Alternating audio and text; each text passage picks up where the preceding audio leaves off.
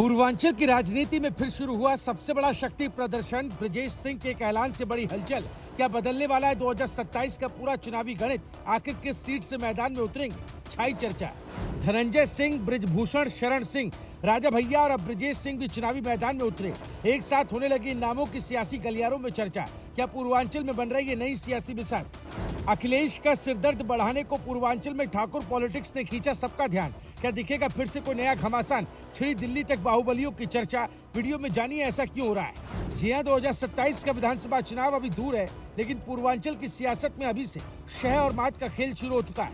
यहाँ सिर्फ चुनाव नहीं लड़ा जाता, बल्कि असर, वर्चस्व और राजनीतिक ताकत की परीक्षा भी होती है। एक तरफ बीजेपी मिशन 2027 को लेकर अपने समीकरण मजबूत करने में जुटी है, तो दूसरी तरफ क्षेत्रीय ताकतवर नेताओं की सक्रियता भी लगातार बढ़ रही है। ऐसे में हर मुलाकात, हर बयान और हर राजनीतिक ऐलान के कई मायने निकाले जा रहे हैं। अब सवाल यही है कि क्या पूर्वांचल में नया सियासी समीकरण बन रहा है, या फिर पुराने दिग्गज ही एक बार फिर पूरा खेल पलटने की तैयारी में है। चलिए इस वीडियो में सब समझते हैं। दरअसल पूर्वांचल में चुनावी हलचल अभी से तेज होती दिखाई दे रही है। इसी बीच पूर्व एमएलसी ब्रजेश सिंह के एक बयान ने राजनीतिक गलियारों में नई चर्चा छेड़ दी है। उन्होंने साफ कहा है कि वो अगला विधानसभा चुनाव लड़ेंगे। हालांकि उन्होंने ये नहीं बताया कि किस सीट से मैदान में उतरेंगे, लेकिन उनके इस ऐलान के बाद पूर्वांचल की कई सीटों पर सियासी चर्चाएं तेज हो गई। राजनीतिक गलियारों में अब ये सवाल पूछा जा रहा है कि क्या पूर्वांचल में एक बार फिर बड़े बाहुबली और प्रभावशाली नेताओं के बीच नया राजनीतिक समीकरण बनने जा रहा है?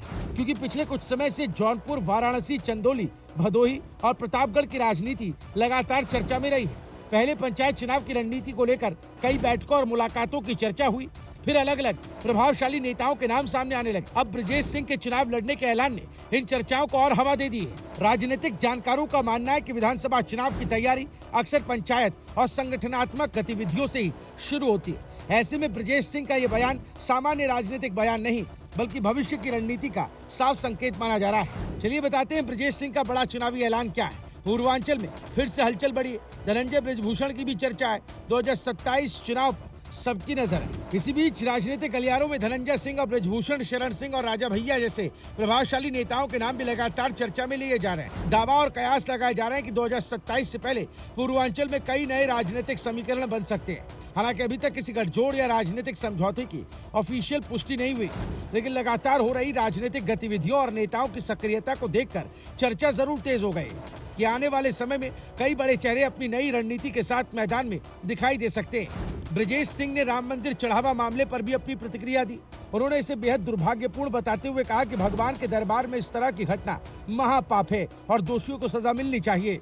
इसके साथ ही उन्होंने वाराणसी के जगन्नाथ ट्रस्ट में चढ़ावे और लेखा जोखा को पूरी तरह ऑनलाइन और पारदर्शी बनाने की बात भी कही। राजनीतिक जानकार मानते हैं कि इस तरह के बयान सिर्फ धार्मिक मुद्दों तक सीमित नहीं रहते, बल्कि जनता के बीच राजनीतिक संदेश भी देते हैं। अब सबसे ज्यादा नजर इस बात पर है कि आखिर ब्रजेश सिंह किस विधानसभा सीट से चुनाव लड़ेंगे। क्या उनका ये फैसला पूर्वांचल के पुराने राजनीतिक समीकरणों को बदल देगा? क्या धनंजय सिंह, बृजभूषण शरण सिंह और राजा भैया जैसे प्रभावशाली नेताओं की रणनीति पर इसका असर पड़ेगा? फिलहाल इन सवालों का जवाब भविष्य में मिलेगा, लेकिन इतना जरूर है कि पूर्वांचल की राजनीति एक बार फिर चर्चा के केंद्र में आ गई है और 2027 की चुनावी जंग से पहले शक्ति प्रदर्शन का दौर तेज होता दिखाई दे रहा है। आने वाले दिनों में हर राजनीतिक कदम पर पूरे देश की नजर बनी रहेगी। Bureau report, news live TV.